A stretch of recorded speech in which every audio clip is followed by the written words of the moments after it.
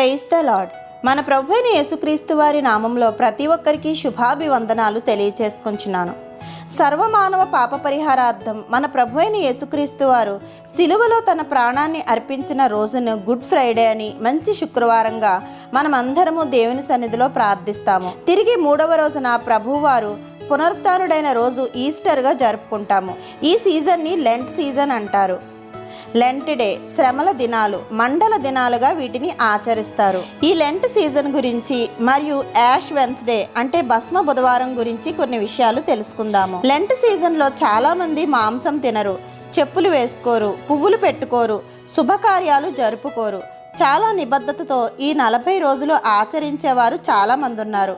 ముఖ్యంగా ఇది ఆర్సిఎం వారిది అంటే రోమన్ క్యాథలిక్ వారిది. ఈ లెంట్ యొక్క ముఖ్య నియమాలు 4 ఉన్నాయి. అవి ప్రార్థించడము, హృదయము త్యాగముతో నింపుకోవడము, పశ్చాత్తాపడము, మంచి పనులు జరిపించడము. మరి ఈ లెంట్ గురించి బైబిల్లో ఏం వ్రాయబడి ఉంది అంటే లెంట్ గురించి కానీ భస్మ బుధవారం యాష్ వెన్స్డే గురించి కానీ మనకి బైబిల్లో ఎక్కడా కనపడదు.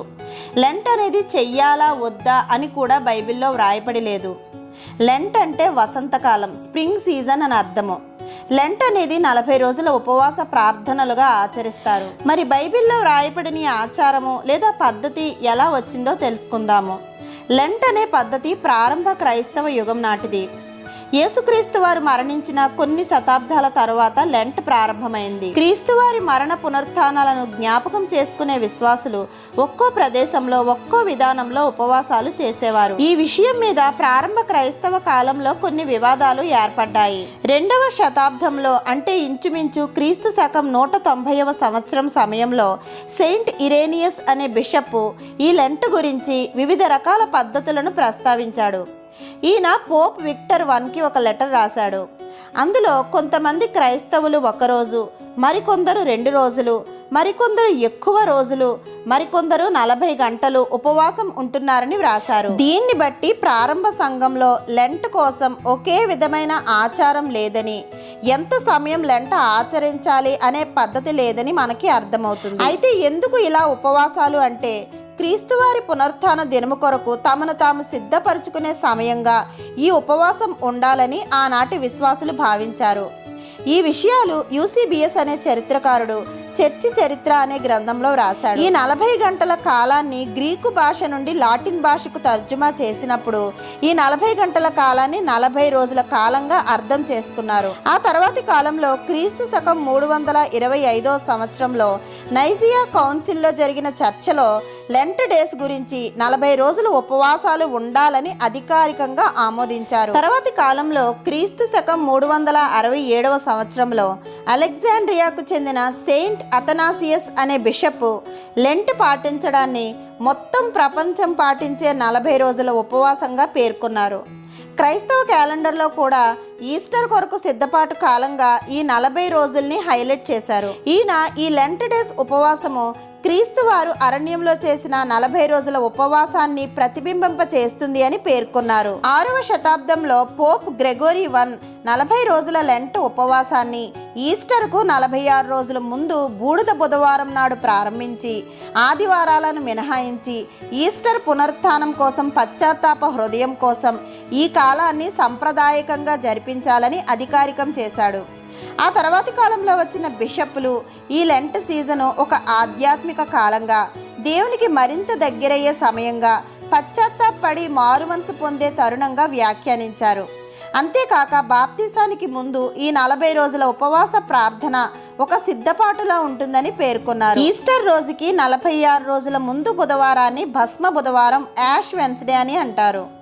బూడిద బుధవారం నాడు ప్రజలు తమ నుదిటిపై శిలువ ఆకారంలో బూడిదను స్వీకరించేవారు. ముందు సంవత్సరం మట్టల ఆదివారపు ఖర్జూరపు మట్టలను, తాటి బట్టలను ఆ సంవత్సరం అంతా ఉంచి మరుసటి సంవత్సరం వాటిని కాల్చేవారు. ఆ కాల్చగా వచ్చిన బూడిదతో విశ్వాసులు నుదిటి మీద శిలువ గుర్తు వేసేవారు. లెంట్ డేస్ ప్రారంభమైన కొద్ది కాలం తర్వాత ఈ యాష్ వెన్స్డేను కూడా యాడ్ చేశారు. 1000వ సంవత్సరంలో ఆంగ్లో సాక్సన్ మఠాధిపతి అయిన ఐన్షామ్లోని ఎల్ఫ్రిక్ అనే బిషప్ లెంట్ ప్రారంభంలో తలలపై బూడిదను చల్లుకునే ఆచారాన్ని ప్రవేశపెట్టాడు. లెంటలో బూడిదను ఉపయోగించడం అనేది మన శరీరాలను గోనెపట్టతో కప్పుకోవడానికి ఒక మార్గం అని ఎల్ఫ్రిక్ తన రచనల్లో పేర్కొన్నాడు. ఈ బూడిదను ఉపయోగించే పద్ధతిని బైబిల్లో భక్తులు పశ్చాత్తాపడిన సందర్భాలతో అనుసంధానించాడు. ఎస్తేరు గ్రంథము 4వ అధ్యాయము 1వ వచనంలో మొర్దెకై తన బట్టలు చింపుకొని గోనె పట్టలు వేసుకొని బూడిద పోసుకొని పట్టణం మధ్యకు వెళ్ళి మహాశోకంతో రోదనం చేసి అని వ్రాయపడి ఉన్నది.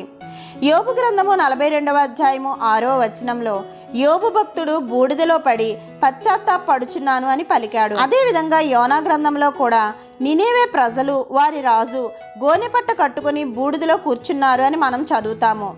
క్రీస్తు వారు మత్తయి సువార్త 11వ అధ్యాయము 21వ వచనంలో కొరాజీనా బెత్సాయిదా ప్రజలను ఉద్దేశిస్తూ మీ మధ్య చేయబడిన అద్భుతములు తూరు సీదోను పట్టణముల్లో చేయబడిన ఎడల వారు పూర్వమే గోనెపట్ట కట్టుకొని బూడిద చల్లుకొని మారు మనసు పొందియుందురు అని చెప్పారు.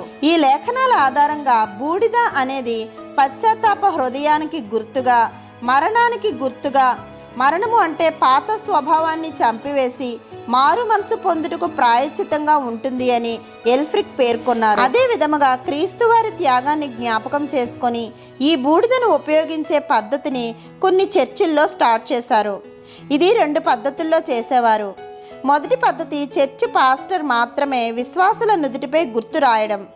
ఇంకొక పద్ధతి ఈ బూడిద కలిపిన నీళ్ళని అందరూ ఎవరికి వారే చల్లుకునేవారు. ఈ విధముగా భస్మ బుధవారము మరియు శ్రమ దినాలు సంఘములో ఏర్పరచబడి పాతుకుపోయాయి. అయితే ఈ పద్ధతులు మధ్యలో మాత్రమే వచ్చాయి.